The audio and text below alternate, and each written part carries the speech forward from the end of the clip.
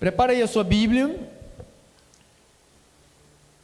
Vamos aí estudarmos a palavra do Senhor. O tema de hoje é: em Cristo a graça de Deus foi revelada. O apóstolo Paulo, ele escreve para... irmãos. Nós não vamos usar o apóstolo Paulo, nem vamos usar a Almeida, vamos usar outra para esse texto. João, capítulo de número 1. João 1. Vamos usar a outra versão, tá, irmão? João, capítulo de número 1. O versículos... os versículos 14, 16 e 17. Vamos ler do 14 ao 17. Olha o que ele diz aqui: a palavra se tornou um ser humano, Jesus, né? E morou entre nós, cheio de graça, cheio de amor e cheio de verdade. E nós vimos a revelação da sua natureza divina, natureza que ele recebeu como filho único do Pai. João disse o seguinte a respeito de Jesus: este é aquele de quem eu disse, ele vem depois de mim, mas é mais importante do que eu, pois antes de eu nascer, ele já existia. Porque todos nós temos sido abençoados com as riquezas do seu amor, com bênçãos e mais bênçãos. A lei foi dada por intermédio de Moisés, mas o amor e a verdade vieram por meio de Jesus Cristo. Bota agora na Almeida, minha abençoada querida, para a gente ler agora isso. E o Verbo se fez carne e habitou entre nós, cheio de graça, amor e cheio de verdade. E vimos a sua glória, glória como unigênito do Pai. João testemunha a respeito dele e exclama: este é o de quem eu disse, o que vem depois de mim e tem, contudo, a primazia, porque já existia antes de mim. Porque todos nós temos recebido da sua plenitude, graça sobre graça. Porque a lei foi dada por intermédio de Moisés, a graça e a verdade vieram por meio de Jesus Cristo. Vamos orar ao Senhor. Curve aí a sua cabeça, se você assim desejar. Vamos falar com o nosso papai. Senhor Jesus, meu Deus, meu Pai, aqui estamos reunidos mais uma vez. O propósito é um só: é adorar não mais a criatura, mas o Criador, o qual é bendito eternamente, e ouvirmos com ouvidos atentos a tua voz que vem da tua palavra. A tua voz, quando vem da tua palavra, ela é inconfundível. Obrigado, Deus, porque eu entendo que através do Evangelho, através das boas notícias, que nós fomos treinados, que estamos sendo treinados para uma vida exemplar.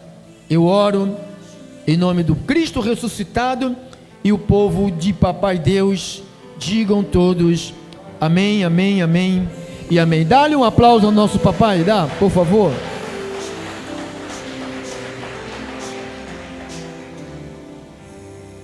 Obrigado, irmão, irmãs, irmãos queridos.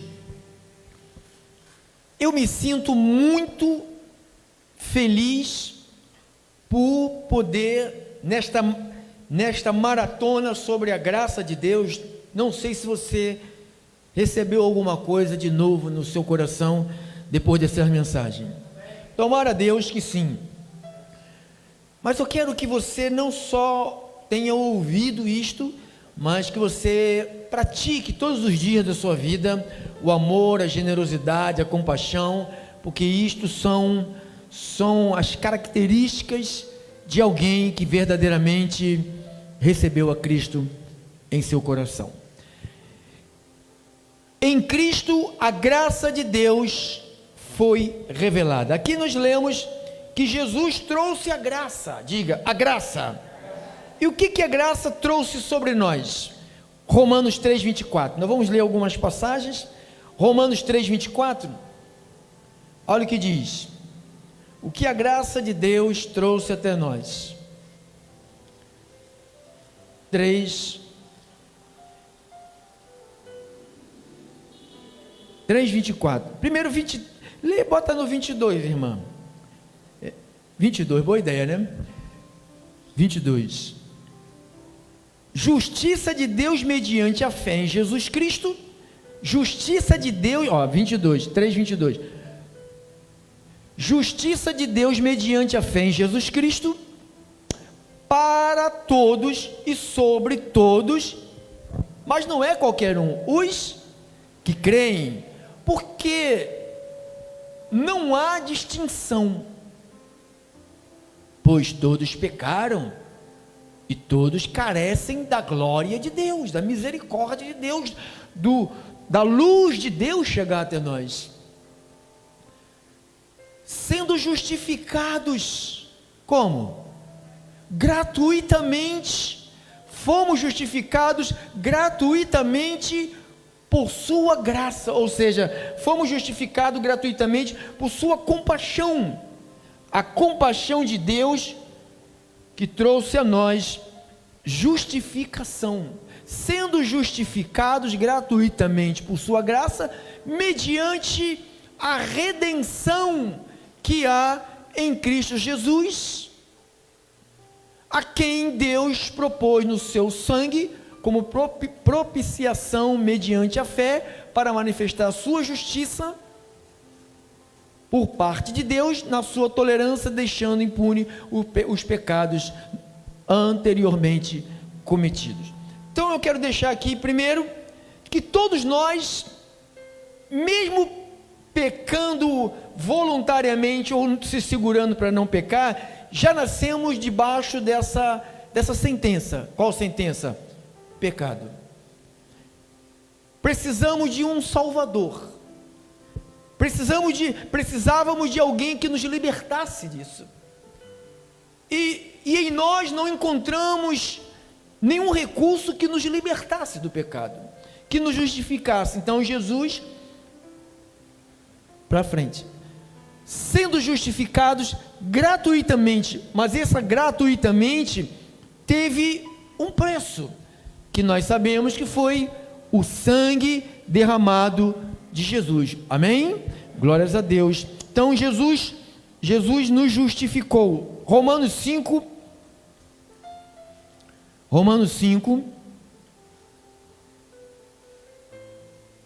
versículo de número 16 e 17, diz assim: o dom, entretanto, não é como no caso em que somente um pecou, porque o julgamento derivou-se de uma só ofensa, ou seja, um só errou e foi computado na nossa vida. O erro de Adão se chama lei de imputação. Um pecou, todos pecaram. Jesus se entregou, pagou o preço, todas as suas ovelhas foram justificadas. São leis de imputação para condenação, mas a graça transcorre de muitas ofensas para justificação. Se pela ofensa de um e por meio de um só reinou a morte, Adão, muito mais os que recebem a abundância de quê? Abundância da graça, o dom da justiça, reinarão em vida. Então a Bíblia fala que nós recebemos de Cristo a abundância de quê? Da graça. Eu precisava dessa abundância. Quem é que precisava dessa abundância, irmão? Tu sabes como tu eras. Quem nos conhece? Nós. Eu tenho uma frase que eu digo: a gente pode enganar todo mundo, até tentar enganar a Deus. A gente só não pode enganar o homem do espelho. Esse homem do espelho não dá para enganar. Então nós sabemos que nós não merecíamos, não foi um ato de merecimento. A salvação não é dada ao homem por merecimento. Pelo contrário, a Bíblia diz que todos nós pecamos. Então não tem mérito de salvação, não tem. Então diz que nós recebemos, a abundância da graça. Primeiro justificado, agora a abundância da graça. Versículo 20.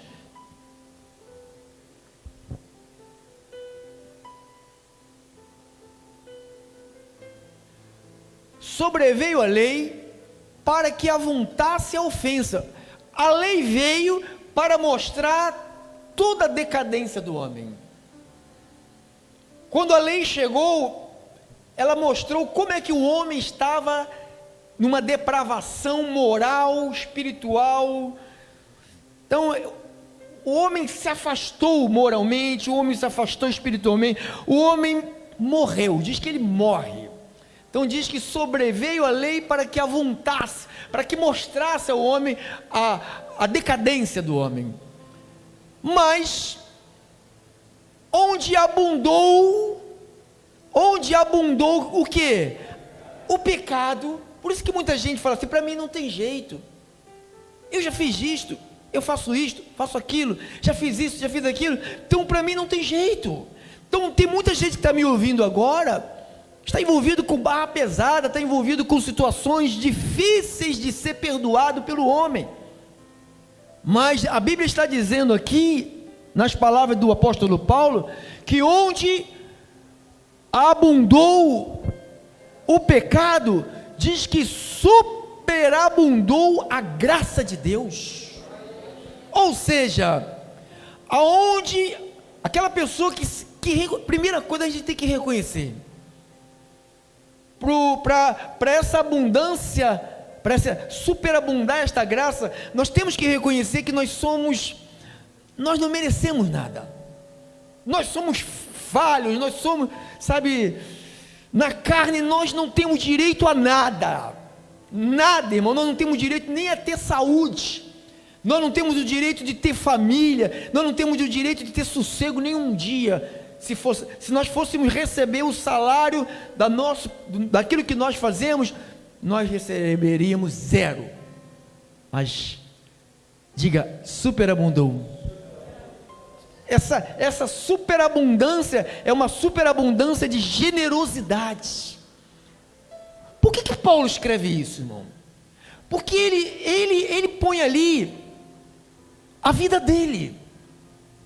Eu acredito que quando Paulo escreve isto, ele pensa nele, no estilo de vida que ele viveu, na maneira que ele se comportou, na série de delitos que ele cometeu, na série de erros que ele cometeu em nome de uma religião, assassinato, espancamento, sabe lá as coisas que esse homem cometeu.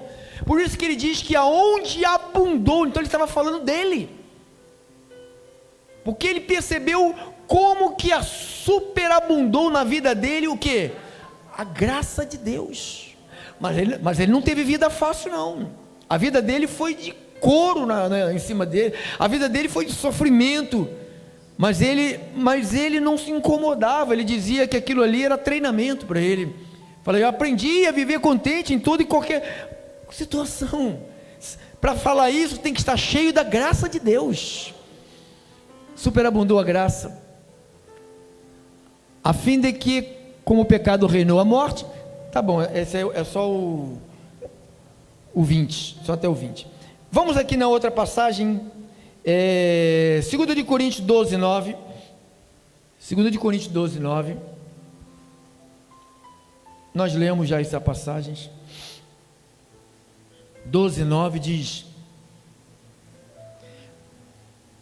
vamos do 7, irmã, põe lá no 7 ao 10, é muito importante essa passagem, é para que não me ensoberbecesse com a grandeza das revelações, me foi posto um espinho na carne.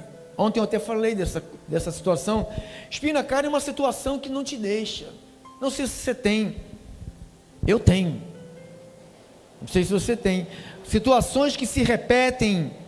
Passa um ano, passa 2, passa 3, passa 4, passa 5, passa... Sabe? E se repete na vida. Então eu chamo isto, vou chamar isto na minha vida como um espinho na minha carne. Espinho na carne.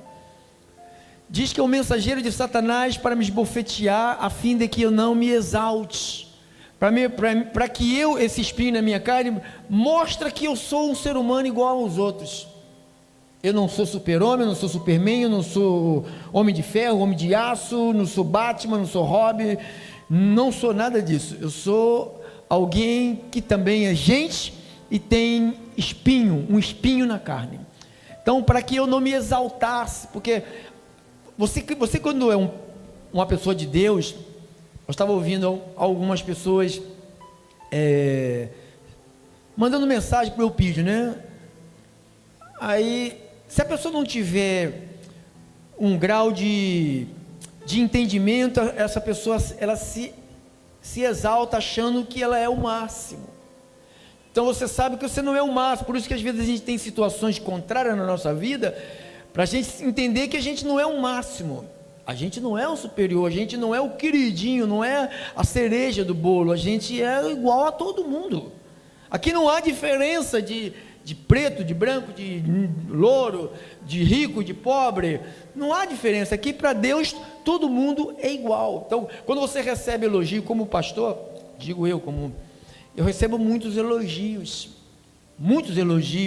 por cada pregação, por causa da luz que eu tenho levado às pessoas. Então se eu bobear, o que acontece comigo? Eu vou fazer o quê? Eu vou me exaltar. Então as situações vêm sobre mim, elas me abatem, para que eu não me exalte, para que eu saiba quem eu sou. Eu sou ovelha igual às ovelhas de Jesus Cristo, eu sou igualzinho, não tem diferença não. Por causa disso, 3 vezes eu pedi ao Senhor que afastasse de mim. Paulo pediu 3, eu já peço muitas vezes, mais de 3.000 vezes, para que afastasse de mim. Ele me disse: a minha graça te basta, porque o poder se aperfeiçoa na fraqueza. De boa vontade, pois me gloriarei nas fraquezas, para que sobre mim repouse o poder de Cristo. Versículo 10.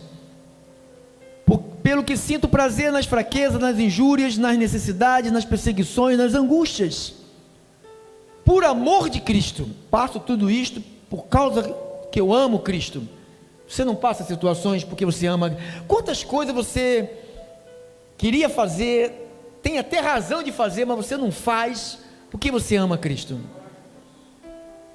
Essa é a prova que você ama Cristo.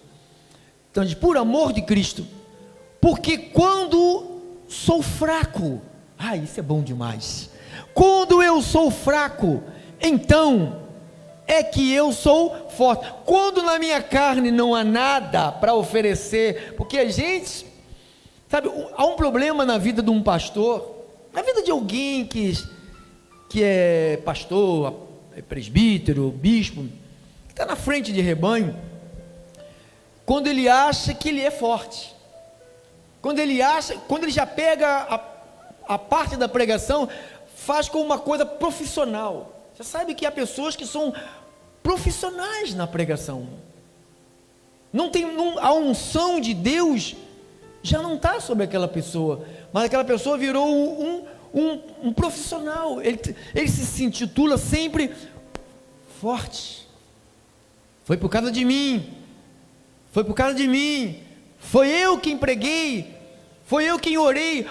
Fala com o bispo fulano, que ele que tem. Então a pessoa se sente forte, ela se sente mais do... Não, mas a Bíblia diz que o poder de Deus, ele vem quando eu estou fraco, quando a minha carne não há recursos. Irmão, tem dia que eu subo aqui, como diz o inglês, é down. Eu subo aqui, down, sabe, para baixo. Mas eu digo, Deus, o teu povo não tem nada a ver com porque eu estou down. O teu povo quer ouvir a palavra de Deus. Então eu quero que eu e minha carne fique quieta, e para que o seu poder venha transmitir a sua voz aqui neste lugar e ao mundo inteiro, né? Então, isto é muito importante para a vida de alguém que se sente fraco. Às vezes, quando nós nos sentimos fracos, o primeiro sentimento da pessoa, sabe qual é? Qual é? Desviar da igreja. Não é assim que começa? Eu estou fraco. Ele não sabe, quando ele diz eu estou fraco, ele não sabe o que Deus vai fazer com ele. Quando nós dizemos eu estou fraco, é a hora que a manifestação na vida de uma pessoa só vai ser a de Deus, não vai ser a carne. Porque, olha, irmão, isso aqui é muito forte. Quando sou fraco, então eu sou forte. Porque não há mais uma dependência do Pedro Inácio, da carne do Pedro Inácio. Há uma dependência total da unção que está sobre nós. Ai, eu não consigo pregar, eu não consigo dar testemunho porque eu me sinto fraco, eu me sinto, sabe, não dá. Então, porque a pessoa fracassa, falha. Então ela acha que Deus só vai usar aqueles que não fracassam e não falham. Aonde abundou o pecado, superabundou a graça de Deus. Pastor, Paulo não pecou, não errou mais? Claro que ele continuou errando. Ele errou como ser humano erra. Não existe ser humano na carne. O único ser, a Bíblia diz que a palavra se tornou um ser humano. Esse que é a palavra que se tornou um ser humano foi o único que não errou. Diz que ele não provou o pecado, porque ele não veio de uma conjugação de um macho e uma fêmea. Ele veio diretamente gerado pelo próprio Deus dentro de uma mulher virgem chamada Maria. Aleluia. Gálatas capítulo de número 1, versículo de número 15. Nós estamos falando da graça de Deus em Cristo. A graça foi revelada. Em Cristo a graça de Deus foi revelada. Nós estamos falando sobre isto, tá? Gálatas 1, 15. Quando, porém, ao que me separou antes de eu nascer, e me chamou na lei, Paulo não seria chamado, porque não a lei, quando via um erro de alguém, o que a lei fazia com o povo? O povo estava num fracasso, num pecado.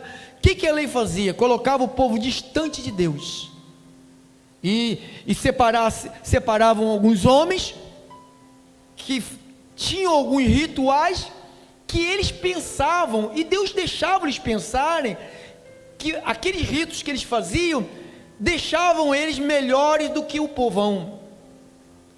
Aos olhos de Deus, quando Deus olhava os sacerdotes, os sumos sacerdotes, era a mesma coisa de estar vendo o povo, porque ali os sumos sacerdotes, os sacerdotes eram homens, pessoas igualmente ao povo, não tinha diferença nenhuma. Aos olhos de Deus, Deus sabia que aquele sacerdote tinha feito alguma coisa errada, mas se Deus fosse expulsar ele também, quem é que viria na presença de Deus? Ninguém. Então você pensa que quando Deus aparece para Moisés, porque Moisés era o queridinho, porque Moisés era um santinho, porque Moisés era era aquele, amém, amém, amém. Não. Diz que esse mesmo Moisés, quando viu uma briga, deveria ir lá desapartar. O que ele fez? Matou o outro, matou aquele que era inimigo do seu amigo. Então você vê que ele não tinha nada de santinho, né? Então era uma pessoa comum, mas a graça de Deus alcançou, a graça de Deus nos alcançou. Então diz o apóstolo Paulo: quando porém o que me separou antes de eu nascer, e me chamou pela sua graça. Então nós fomos chamados, o chamado de Deus foi pela graça. Eu só estou aqui porque Deus teve muita misericórdia de mim. Você está aqui porque Deus teve muita misericórdia de você. Só estamos reunidos na presença dele. Irmão, nós não poderíamos estar reunidos na presença dele, mas a misericórdia dele nos deu essa permissão de estarmos aqui reunidos na presença dele. Você pode dar-lhe um aplauso ao Senhor, bem forte ao Senhor, irmão. Ninguém poderia estar na presença de Deus. Nós não temos atributos em nós de chegar assim: me dá licença, Senhor, estou entrando. Não teríamos. Mas Paulo falou: Ele me chamou pela graça. Ele me chamou pela sua graça. E diz que aprouve revelar o seu Filho em mim. Ele falou: Ele me chamou e revelou tudo sobre Jesus para mim. Quando ele fala o mistério Cristo Deus, quando ele fala Deus estava em Cristo, aleluia. Então falou: revelar o seu Filho em mim. Então Paulo falou: Deus mostrou quem é Jesus. Jesus não é uma criatura, não. Jesus é Deus. Jesus é Deus. Glória a Deus. Diga glória a Deus, igreja. 2 de Tessalonicenses 2. 2 de Tessalonicenses, capítulo de número 2. O versículo é o 16.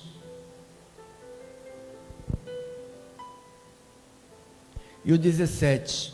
Ora, o nosso Senhor Jesus Cristo, olha lá, irmão, está lendo ali. Ora, o nosso Senhor Jesus Cristo, mesmo e Deus, o nosso Pai, que nos amou e nos deu a eterna consolação e boa esperança pela graça. Diga, pela graça, que nos amou e nos deu a eterna, você tem uma eterna consolação. Às vezes acontece coisa com a nossa vida, amados, que não tem palavra que uma mãe, ou uma mulher, um marido, ou um pai, ou um filho fale que console. Só o Espírito que está em nós faz isso, irmão. Só Ele, é Ele que quando nós estamos abatidos, Ele nos ergue.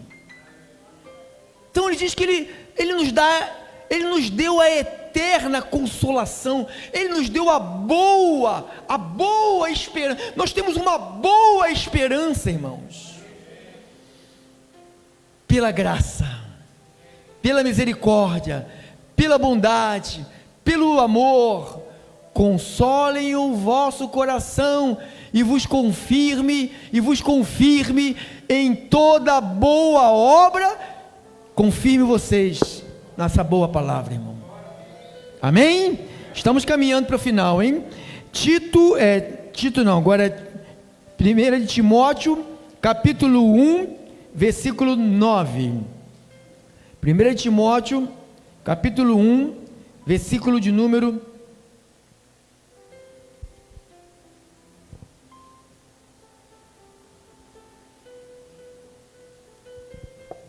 Deixa eu ver se é segunda, só um instante. 1:9.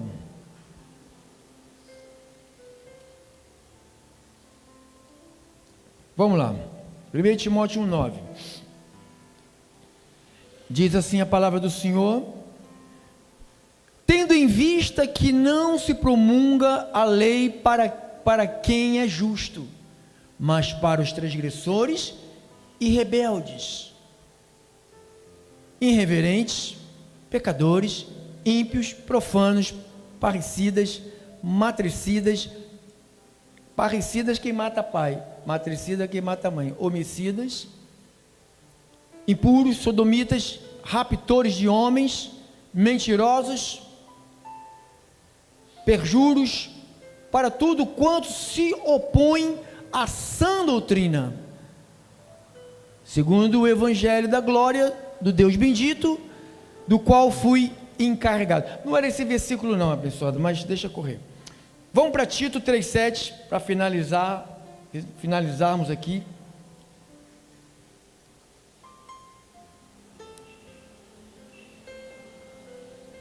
Tito 3,7 diz a palavra do Senhor: a fim de que, justificados por graça, nos tornemos seus herdeiros. Então a justificação, diga, é pela graça. Não, agora eu estou ajudando Deus a ser justificado. Não, a justificação foi dada. Nós já estamos justificados. Diga assim: eu já estou justificado. Eu não preciso chegar diante de Deus e me justificar. Ele já me justificou. Eu preciso aprender o que eu tenho que fazer e fazer, para não precisar ficar com uma consciência de viver toda hora dizendo: eu pequei. Então diz: a fim de que, justificados por graça, nos tornemos seus herdeiros. Então só podemos ser herdeiros do papai se recebemos essa justificação por graça. Eu não mereço, mas eu necessito. Graça é isso. Graça é você dar às pessoas não o que elas merecem, mas o que elas necessitam. Se ela necessita de perdão, perdoe. Se ela necessita de misericórdia, seja misericordioso. Então, terminando, soberanamente Deus resolveu agir de forma favorável para aqueles que mereciam o castigo. Soberanamente Deus resolveu agir de forma favorável para aqueles que mereciam castigos, que éramos nós. Ele resolveu declarar inocentes aqueles que mereciam ser condenados, éramos nós. Mas ele não fez isso apenas ignorando o erro dessas pessoas, pois se fosse assim, ele não seria justo. Então ele não nos inocentou por um acaso, ele nos inocentou porque ele se fez carne e pagou o preço pela nossa desobediência. Ele foi o preço, a dívida foi paga pelo sangue de Cristo. Amém, igreja?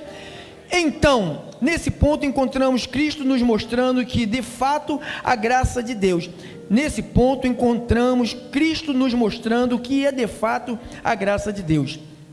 O que aconteceu foi que o erro dessas pessoas, dessas pessoas culpadas, foi punida na pessoa de Cristo. Então, é salvo pela graça. Não, Jesus morreu, Jesus sofreu, Jesus ressuscitou, pagou o preço por nós temos que honrar a Ele.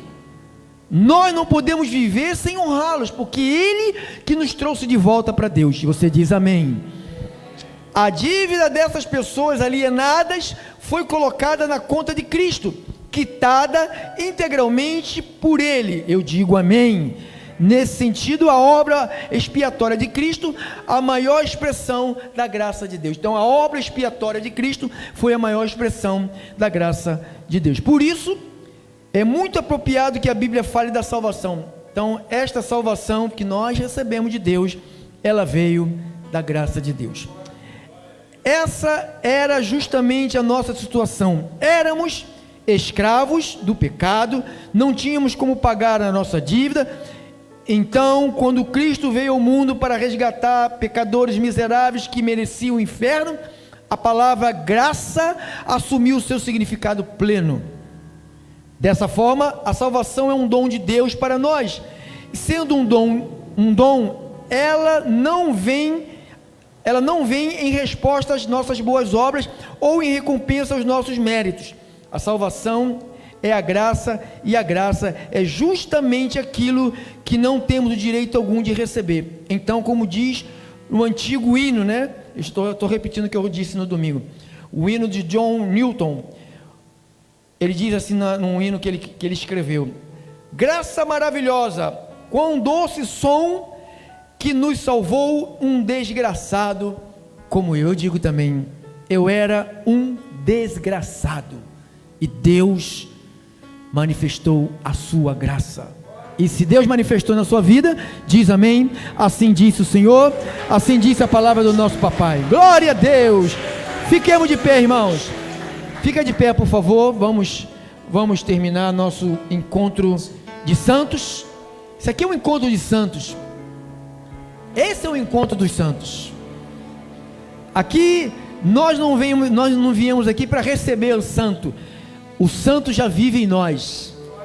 Aonde nós estamos, o santo está em nós. Amém? Sábado que vem, 18 horas, domingo 9 da manhã e 18h30. O tema de domingo será o destino da igreja. Amém?